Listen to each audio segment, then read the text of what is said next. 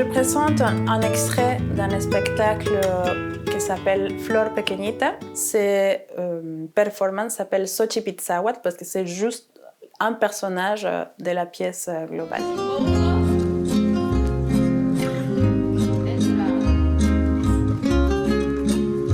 C'est basiquement l'hommage que je fais pour les femmes et la culture textile du coton. En fait, tout ce qui s'est tissé, ça parle des symboles, ça parle des histoires universelles, de la culture, des cultures préhispaniques, mais les symboles aussi qui représentent leur histoire personnelle.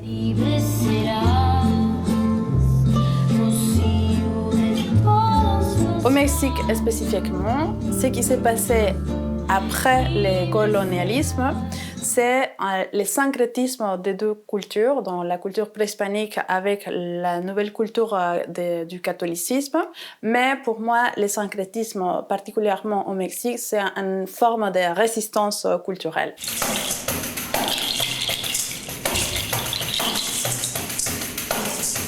Pour ces projets de recherche, il y a un symbole super important qui rassemble un peu toute l'idée de passé, du présent, du syncrétisme et tout ça. Donc, au Mexique particulièrement, le symbole le plus important de tout ça, c'est la Vierge de Guadalupe.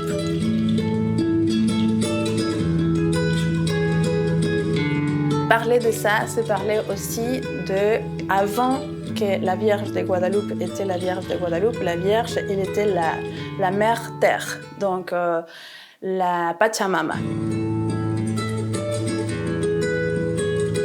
Avec la conquête, il était vraiment posé sur cette culture-là, mais d'une manière ou d'une autre, la culture qui était avant, il ressortait. Donc, on le sent dans les rituels qui se font actuellement.